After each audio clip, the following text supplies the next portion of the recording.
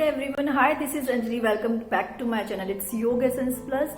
आज हम बात कर रहे हैं लोअर बैक पेन के बारे में। बहुत सारी रिक्वेस्ट आई हैं लोअर बैक पेन के ऊपर वीडियो बनाने के लिए, तो ये सीरीज चलेगी हमारी लोअर बैक पेन के ऊपर। लोअर बैक पेन या बैक पेन 70 to 80% लोग इस प्रॉब्लम से कभी ना कभी तो सफर करते ही हैं। काफी लोग तो कर रहे हैं और काफी लोग कभी ना कभी करते ही हैं। लोअर बैक पेन एक ऐसा समस्या है, एक ऐसी प्रॉब्लम है जो कि कनेक्टेड है आपके स्पाइन से या स्पाइन से जुड़ी हुई जितनी भी मसल्स हैं, लिगामेंट्स हैं, नर्व्स हैं, जॉइंट्स हैं और जितने भी कार्टिलेजेस हैं। अगर इनमें से किसी में भी कोई भी प्रॉब्लम आती है तो आपकी प्रेशर जो आता है सीधा लंबर स्पाइन एरिया है वहां पे आता है। तो हमारी जो स्पाइन है, एक्चुअली जो रीढ़ की हड्डी है, उसका अपना एक स्पेसिफिक कर्व होता है। जब भी वो कर्व डैमेज होता है तो प्रॉब्लम आती है पेन की, चाहे वो लो बैक पेन हो, चाहे वो शोल्डर हो, चाहे वो नेक हो। लेकिन हम लोगों के माइंड में ये रहता है कि जब भी कोई बैक पेन की प्रॉब्लम होती है तो हम सोचते हैं शायद वो सिर्फ उसी एरिया की प्रॉब्लम है, बट ऐसा नहीं है। अगर आपको अपनी बैक प्रॉब्लम, अगर आपको अपनी नेक प्रॉब्लम और आपका शोल्डर प्रॉब्लम, जो भी पेन है आपका, उसको ठीक करना है तो दैट मीन्स कि जो आपकी मसल्स, जो नर्व्स और जो कार्टिलेजेस, बोन्स या कोई भी लिगामेंट आपकी जो स्पाइन से रिलेटेड है, कहीं ना कहीं कोई इशू आया है, आपको पहले उसको ठीक करना होगा। हो सकता है आपकी मसल स्टिफ हो या कोई नर्व कंप्रेस हो गई हो, तो बहुत सारे कॉजेज हो सकते हैं इसके। स्पाइन, बैकबोन, रीढ़ की हड्डी, ये बहुत इंपॉर्टेंट पार्ट है हमारी बॉडी का। स्पाइन, जिसमें कि मेनली जो बैक पेन है वो लंबर रीजन में होता है। एक्चुअली हमारी स्पाइन में बहुत सारी स्टेजेस होती हैं, एक तरीके से हम बोल सकते हैं स्टेजेस की तरह। जैसे रीजन्स होते हैं, सर्वाइकल रीजन जो आपकी नेक से जाता है, फिर आपका थोरैसिक रीजन आता है, फिर लंबर रीजन आता है, देन सैक्रल, देन कॉकेक्स। तो जो लंबर रीजन है वहां पे एक कर्व होता है, एक नेचुरल कर्व होता है जो इनवर्ड अंदर की तरफ होता है, जिसे बोलते हैं लॉर्डोटिक कर्व। तो ये जो कर्व होता है, ये कर्व हमारा हेल्प करता है हमारे जो हेड है, जो हमारी स्पाइन के टॉप पर जो हेड है, उसका वेट बियर करने में, हमारे वेट को इक्वली डिस्ट्रीब्यूट करता है अपर बॉडी को, नीचे की बॉडी को, हमारा जो लोअर पार्ट है। और क्या करता है, ये हमारी जो स्ट्रेस है उसको कम करता है। और ये जो लंबर एरिया है, लंबर एरिया एक ऐसा एरिया जो डेली की एक्टिविटीज जो होती है, जैसे कि हमारा टर्न करना, ट्विस्ट करना, खड़े होना, झुकना, कोई वजन उठाना या वॉक करना, इन सब में सपोर्ट करता है। और जब लंबर एरिया में कोई भी इशू होता है, दैट मीन्स कि ये सारी एक्टिविटी रुक जाती हैं। आपने ध्यान दिया होगा जब भी लोअर बैक की प्रॉब्लम होती है, आगे झुकने में, कोई वजन उठाने में, इवन एक पैर को उठा के अगर आप 1 सेकंड के लिए भी खड़े हो जाते हैं तो आपका वजन आपकी बॉडी नहीं बियर कर पाती और वहां पे पेन होता है।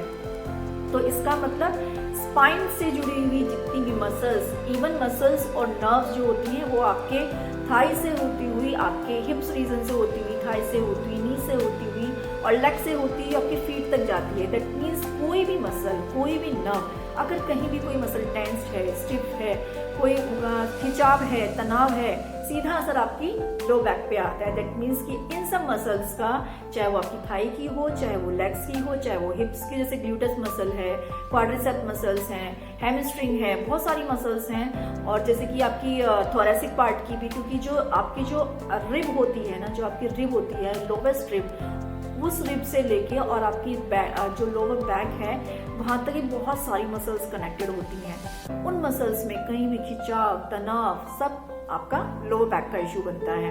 तो ये सारी प्रॉब्लम है हमारी स्पाइन से रिलेटेड मसल्स और ligaments, nerves, joints and cartilages की प्रॉब्लम। इनफैक्ट हमारी जो स्पाइन है उसमें वर्टिब्रस से बनी हुई होती है, इस तरह से वो कनेक्ट होती हैं और उनके बीच में आपस में जुड़ी हुई होती है वो वर्टिब्रस इंटरवर्टिबल डिस्क से।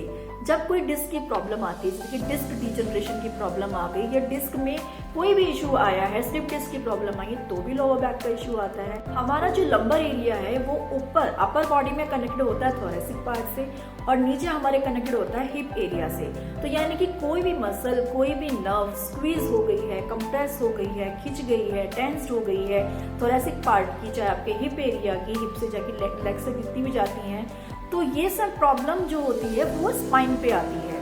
तो दैट मीन्स कि हमें अपनी मसल्स को स्ट्रॉन्ग करना है। एब्डोमिनल मसल्स भी, जो आपकी जो एब्डोमिनल मसल्स हैं, जो हम कोर मसल्स बोलते हैं, यहाँ भी अगर कोई खिंचाव तनाव आ गया है तो सीधा आपकी लो बैक पे इशू आता है। तो बात करते हैं कारण की कि क्या क्या कारण है लोअर बैक इश्यूज के। जो मेनली हमारा बैड लाइफ स्टाइल है, जिसमें कि हमारा सबसे आता है long sitting hours, excessive sitting हो या एक्सेसिव स्टैंडिंग हो, इससे बहुत प्रॉब्लम आती है। मसल्स टेंस्ड हो जाती हैं हमारी, खिंचाव, वहाँ पे बहुत खिंचाव तनाव आ जाता है, जिसकी वजह से लो बैक की इशू होती है।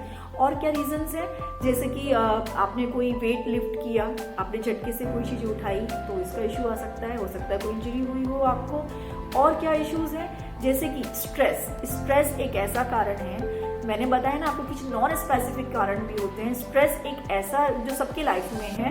कई बार माइंड में ऐसा आता है कि हमने तो कोई वेट नहीं उठाया, हम तो गलत तरीके से नहीं लेटे, गलत तरीके से नहीं सोए, जैसे कि गलत तरीके से लेटना, सोना, बैठना, उठना, और ज़्यादा टाइम तक इन सिचुएशन में रहने से प्रॉब्लम होती है कि हमने तो ऐसा नहीं किया, फिर हमारी प्रॉब्लम क्यों आई है।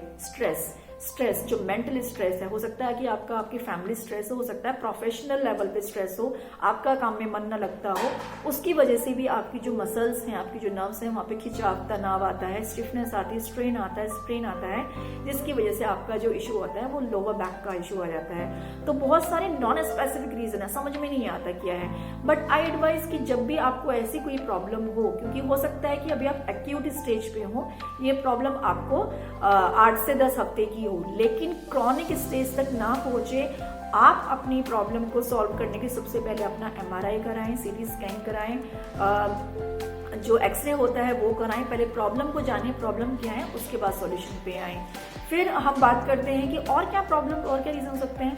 कुछ लोग हाई हील्स पहनते हैं, हाई हील्स की वजह से प्रॉब्लम बहुत ज़्यादा होती है। मैंने आपको बताया लॉर्डोटिक कर्व जो होता है, जो इनवर्ट गलत तरीके से झुक के बैठना, इस तरीके से बैठना, हंच करके बैठना, स्पाइन पे पूरा प्रेशर लेके आता है। ये बहुत सारे रीजन हो सकते हैं स्पाइन आपकी लोअर बैक के। इनलिए ये प्रॉब्लम है स्पाइन से रिलेटेड। लेकिन स्पाइन में अगर स्पाइन की कोई इशू नहीं तो क्या क्या कारण हो सकते हैं, जैसे कि ऐसे गायनेकोलॉजिकल डिसऑर्डर्स हो सकते हैं, जैसे कि प्री मेंस्ट्रुअल सिंड्रोम हो सकता है कि किडनी के डिसऑर्डर हो, जैसे किडनी स्टोन हो सकता है, या फिर यूरिनरी डिसऑर्डर हो, जैसे कि किडनी का इन्फेक्शन हो जाना, ब्लैडर में कोई प्रॉब्लम हो जाना, इवन प्रोस्टेट ग्लैंड की कोई प्रॉब्लम हो जाना। इवन जो मेटाबॉलिज्म है, जब आपका डाइजेशन अच्छा नहीं रहता है, आपका मेटाबॉलिज्म अच्छा नहीं रहता है, तो जो मसल्स होती हैं उनको जो स्ट्रॉन्ग बनने के जो केमिकल चाहिए होते हैं वो नहीं मिल पाते हैं, क्योंकि डाइजेशन आपका ठीक नहीं है, खान पान ठीक नहीं है, तो वो मसल्स वीक हो जाती हैं। और वो मसल्स वीक होने की वजह से भी आपका लो बैक पेन का इशू होता है। तो मेटाबॉलिज्म भी बहुत बड़ा रीजन है लो बैक पेन का। जो कोर मसल्स हैं आपकी, जो एब्डोमिनल मसल्स हैं, जो बैक मसल्स हैं, उनकी स्ट्रेंथनिंग, उनको स्ट्रॉन्ग करते हैं जब हम, तो वो हमारी स्पाइन को सपोर्ट करती हैं, हमारी लो बैक को सपोर्ट करती हैं, लॉर्डोटिक जो कर्व है जो उसको सपोर्ट करती हैं और हमें लोअर बैक पेन से बचाती हैं। तो हमें ध्यान रखना है इन सब चीज़ों का। और कॉमन कॉजेज, जैसे कि कुछ कॉजेज है, जैसे स्पाइनल डिस्क जनरेशन है, जो काफ़ी एल्डर एज में जाके काफ़ी मतलब 50-60 के अबव होती है, लेकिन कई बार पहले भी स्टार्ट हो जाती है।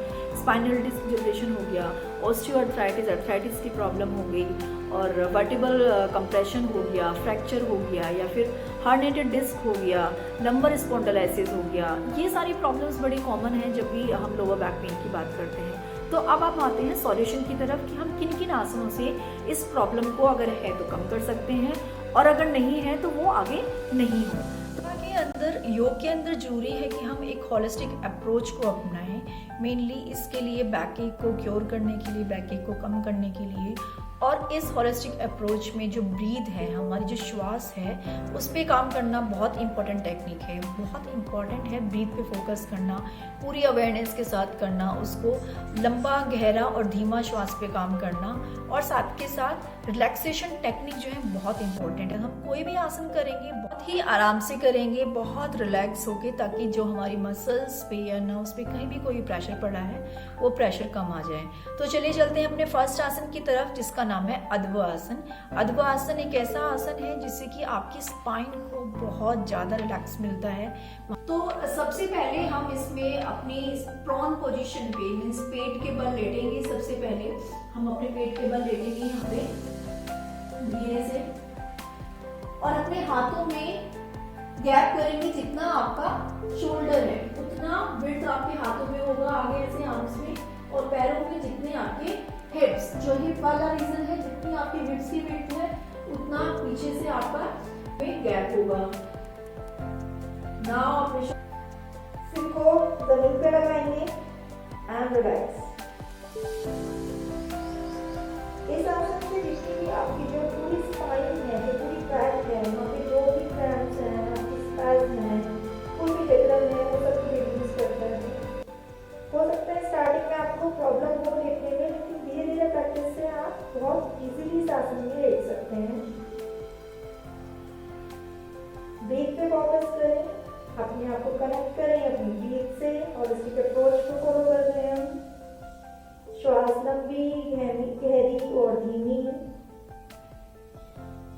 वापस आ जाएंगे। श्वास को बिल्कुल भी नहीं रोकना है आपको इस वाले पोजीशन में, जब तक आपसे ना बोला जाए आपको श्वास को होल्ड नहीं करना है। तो आपकी लोअर बैक की मसल जो टाइट है या फिर जो स्पाइन में कहीं भी कोई टाइटनेस है, कोई स्पैज्म है, कोई क्रैम्प है, कोई स्टिफनेस है, वो धीरे धीरे धीरे आपकी खत्म हो जाएगी। मसल थोड़ी सी लूज होनी स्टार्ट हो जाएंगी यहाँ से, ताकि आपकी स्टिफनेस वहाँ पे ना रहे और आपको बहुत अच्छा इस आसन से लगेगा, रिलैक्स मिलेगा। कुछ मोमेंट्स तक इसमें रुकना है और फिर दोबारा वापस आ जाना है। कम से 4 से 5 बार एक आसन को करिए। ये था हमारा अर्धवासन। अब हम करेंगे धरल भुजंग आसन। इसमें हम अपने दोनों हाथों को, अपनी एल्बोज को हम ऐसे टिका के रखेंगे जमीन से इस तरीके से और हल्का सा ऊपर उठेंगे। इनहेल करते हुए हल्का सा, आपकी जो मसल्स हैं बैक की वो स्ट्रॉन्ग होंगी, जो वीक ऑलरेडी हो चुकी हैं, क्योंकि हमें स्ट्रॉन्ग करना है, स्ट्रेंथन करना है। Now exhale down, again inhale up. कितना ऊपर जा रहे हैं ये इम्पोर्टेंट नहीं है। हो सकता है कोई यहीं तक ही जा पाए, हो सकता है कोई यहाँ तक जा पाए। कितना ऊपर जा रहे हैं ये इम्पोर्टेंट नहीं है, लेकिन ब्रीदिंग के साथ में इनहेल करते हुए जाना है और आपको वहाँ पे 1-2 सेकंड होल्ड करना है और वापस नीचे आ जाना है। अपनी कैपेसिटी के अकॉर्डिंग आप जाएंगे, ब्रीथ को होल्ड नहीं करेंगे, श्वास आपकी चलती रहेगी। दूसरा आसन करेंगे जिसे हम बोलते हैं भुजंग आसन। तो उसके लिए आपको अपने दोनों हाथों को अपने शोल्डर के नीचे लेके आना है। अपने पैरों में, अगर आपको बैक पेन काम कर रहे हैं तो पैरों में आप जितने आपके हिप्स हैं उतना आप गैप करेंगे अपने पैरों में। आपको जॉइन नहीं करने हैं अपने फीट्स यहाँ पे। एल्बोज को अपने फ्रंट रीजन से लगा के रखना है, साइड से बाहर नहीं निकालनी है और धीरे धीरे इनहेल करते हुए ऊपर आएंगे। आपका जो प्रेशर होगा वो हाथों पे नहीं होगा, आपका जो प्रेशर होगा वो आपकी बैक पे आएगा। बैक की मसल स्ट्रॉन्ग होंगी। 1-2 सेकंड होल्ड करें और वापस एक्सेल डाउन। इनहेल अप, अपने शोल्डर्स, अपने चेस्ट को ऊपर उठाएंगे, आपके नेवल रीजन तक अपने एल्बोज को लगा के रखेंगे ट्रंक पार्ट से। 2 से 5 सेकंड जितनी आपकी क्षमता है स्टार्टिंग में होल्ड करेंगे एंड एक्सेल डाउन। भुजंगासन की बहुत सारी वेरिएशंस हैं। ये सेकंड वेरिएशन थी भुजंगासन की। Now we are coming to the third variation, जिसमें कि आप अपने दोनों हाथों को इस तरीके से अपनी चिन के नीचे लगा के रखेंगे, एक के ऊपर एक, और आपको अपने हाथों पे प्रेशर डालते हुए इनहेल धीरे से ऊपर उठेंगे। हो सकता है कोई यहीं तक ही उठ पाए, हो सकता है कोई यहाँ तक उठ जाए। ज्यादा ऊंचा नहीं उठना है आपको, हल्का सा यहीं पे होल्ड करेंगे। लोअर बैक पे जो इफेक्ट आ रहा है उसको फील करेंगे। यहाँ पे नॉर्मल चलती रहेगी आपकी, रोकनी नहीं है ब्रीथ को, होल्ड नहीं करना है। नाउ एक्सेल, धीरे धीरे से नीचे वापस आएंगे, झटके से ना जाएंगे ना झटके से नीचे। भुजंग आसन के बाद फिर से हम अर्धवासन में आएंगे। अपनी मसल्स को रिलैक्स करेंगे। हमने स्ट्रॉन्ग करने के लिए किया, हमने अपनी मसल्स को और नर्व्स को रिलैक्स करेंगे। हमने पूरी भुजंग आसन में अपनी एंटायर स्पाइन पे काम किया, नेक से लेकर टेल बोन तक। नाउ अब हम आएंगे शशांक आसन में। हमारा जो आसन है नेक्स्ट वो है शशांक आसन। शशांक आसन में आपको क्या करना है, क्योंकि हम यहाँ पे कमर दर्द के लिए कर रहे हैं तो हम थोड़ी सी वेरिएशन के साथ जाएंगे। आप क्या करेंगे, अपने फीट्स, अपने नीज को दूर थोड़ा सा गैप करेंगे नीज में। अपने हाथों को क्रॉल करते हुए धीरे धीरे एक्सेल करते हुए धीरे धीरे मेक श्योर कि आपकी स्पाइन स्ट्रेट रहे। धीरे धीरे धीरे धीरे इस तरीके से नीचे जाएंगे, धीरे धीरे जाएंगे। यहाँ तक अगर आप कंफर्टेबल है तो यहीं तक रुकें। आपके हिप्स आपकी हील्स पे लगे हुए रहेंगे और अगर आप कंफर्टेबल हैं तो और नीचे जाएं। सबसे पहले चेस्ट आपकी नीचे लगेगी, देन आपकी चिन। अगर आप कंफर्टेबल हैं तो अपनी फोरहेड, अगर आप कंफर्टेबल नहीं है तो आप यहाँ पे अपनी चिन भी लगा के रख सकते हैं और अपनी स्पाइन को लेंथन करेंगे, इलॉन्गेट करेंगे। ये आसन बहुत ही अच्छा आसन है, आपके स्ट्रेस को भी कम करता है, आपके जो शियाटिक नर्व्स हैं उनको बहुत स्ट्रॉन्ग करता है। हमारी जो वर्टिब्रास हैं वो आपस में कनेक्टेड होती हैं डिस्क से, तो उस डिस्क में जब भी प्रेशर आता है तो नर्व्स जो होती हैं वो कंप्रेस हो जाती हैं, क्योंकि बहुत सारी नर्व्स निकलती हैं हमारे स्पाइन से, तो वहाँ पे जो बैकिंग होता है इसकी वजह से वो कम हो जाता है और स्ट्रेंथन करता है हमारे स्पाइन को, बैक मसल्स को स्ट्रॉन्ग करता है, स्ट्रेच करता है, रीअलाइन करता है स्पाइन को। तो बहुत सारे फायदे हैं इस आसन से, इसे हम शशांक आसन के नाम से जानते हैं। ये था हमारा शशांक आसन। धीरे धीरे इनहेल, धीरे धीरे वापस कैसे आना है, आपको सपोर्ट लेके आना है, क्योंकि आपकी कमर में इशू, आपको सपोर्ट लेके आना है। अब आप चाहे तो यहाँ पे किसी भी पिलो का यूज कर सकते हैं, किसी भी बेडशीट का यूज कर सकते हैं। जैसे कि मेरे पास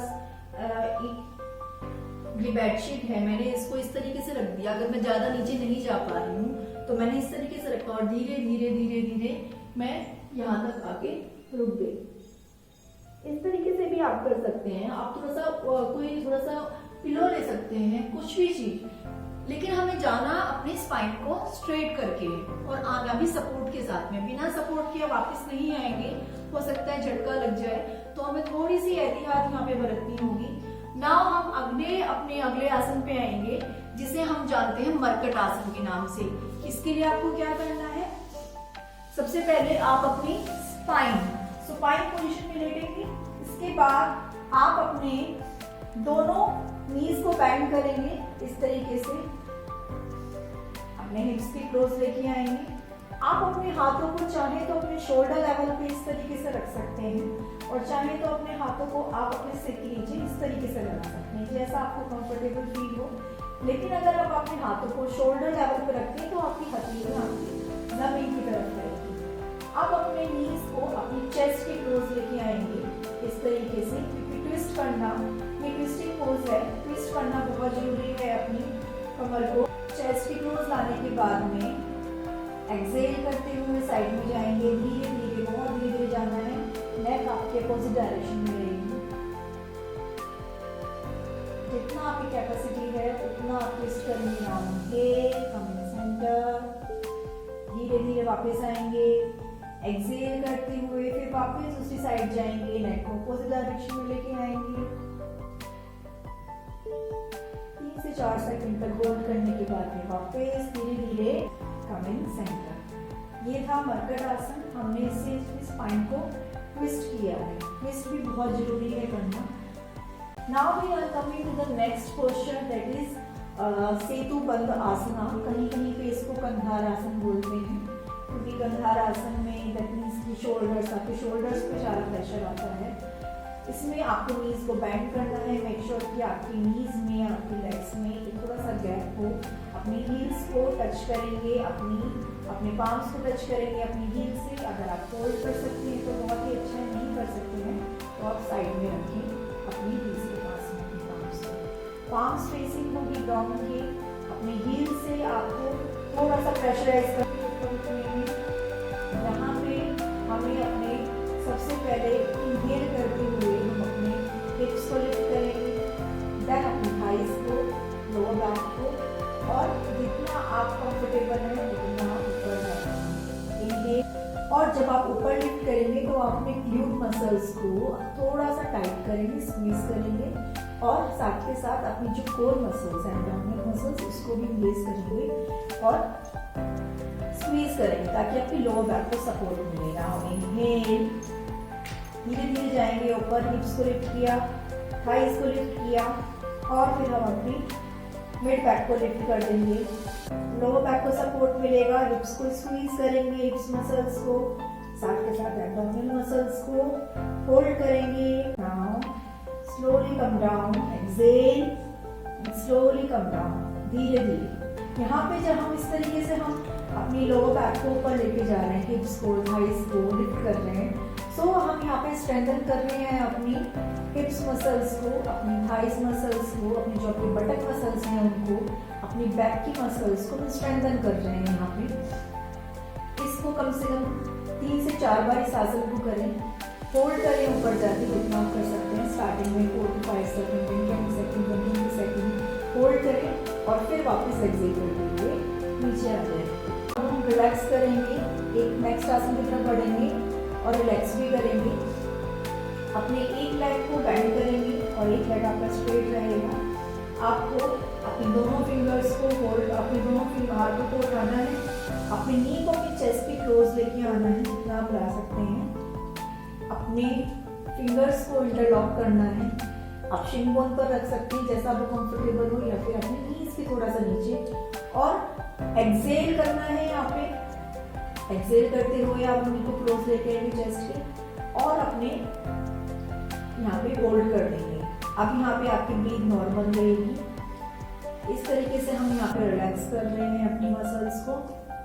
सेतु बंद आसन के बाद में 1 बाय 1 हम दोनों पैरों से इस क्रिया को करेंगे। अब अपनी फिंगर्स को, अपने टो को स्ट्रेच करेंगे अपोजिट साइड। फ्रंट में एक स्ट्रेच फील करेंगे। धीरे से वापस आएंगे, अपने हाथों को रिलीज करेंगे, अपने नीज को धीरे धीरे धीरे स्ट्रेट करेंगे। सेम हम दूसरे पैर से करेंगे। ध्यान रखिए, हम अपनी मसल्स को रिलैक्स करना है तो बहुत धीरे धीरे हर आसन करना है। ये था जिसे हम अपान आसन के नाम से जानते हैं।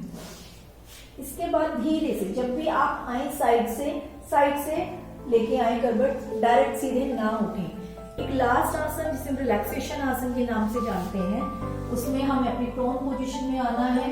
इसे हम बोलते हैं मत्स्य क्रीड़ा आसन। उसमें एक हाथ को पीछे रखेंगे साइड में, एक हाथ को इस तरीके से, और अपने नी को अपने एल्बो के क्लोज लेके आएंगे इस तरीके से, और ब्रीथ नॉर्मल। इस तरीके से ये हमारा है मत्स्य, बहुत रिलैक्स करता है हमारे स्पाइन को। कुछ आसन्स जो हमने किए, हमने अपनी मसल्स को, नर्व्स को रिलैक्स भी किया, हमने उनको स्ट्रेंथन भी किया, स्ट्रॉन्ग भी किया। तो आपको ये आसन करके बहुत अच्छा लगेगा, लेकिन आप अपनी कैपेसिटी के अकॉर्डिंग कीजिए। हर आसन को कम से कम 4 से 5 बार, और हर आसन को ब्रीदिंग के साथ में करना है। इनहेल कब करना है, एक्सेल कब करना है, ये आपको ध्यान रखना है। क्योंकि यहाँ पे हम होलिस्टिक अप्रोच को फॉलो कर रहे हैं जो रिलैक्सेशन और ब्रीदिंग पे मेन फोकस करता है। जितना आप ब्रीद अच्छे करेंगे उतना आप अच्छे से रिलैक्स करेंगे, और जितना आप अच्छे से रिलैक्स करेंगे उतना ही आप लोअर बैक पेन को दूर कर सकते हैं अपने आप से। तो ध्यान रखिए इन आसन्स का। आपको ये वीडियो अच्छी लगी हो तो प्लीज़ इस वीडियो को लाइक करें, शेयर करें। अपने रिलेटिव्स में बहुत लोगों को ज़रूरत है इन चीज़ों की, जो कि इन प्रॉब्लम से डेली लाइफ में, डे टू डे लाइफ में सफ़र हो रहे हैं। शेयर करें इस वीडियो को उनको। और अगर अब तक आपने मेरे चैनल को सब्सक्राइब नहीं किया है तो सब्सक्राइब कीजिए। नेक्स्ट वीडियो में फिर से मैं लोअर बैक पेन पे ही मेरी सीरीज चल रही है। लोअर बैक पेन पे मैं कुछ और आसन्स या फिर कुछ एक्सरसाइजेज लेके आऊँगी। मिलती हूँ मैं नेक्स्ट वीडियो में। Till then take care, bye bye and नमस्ते।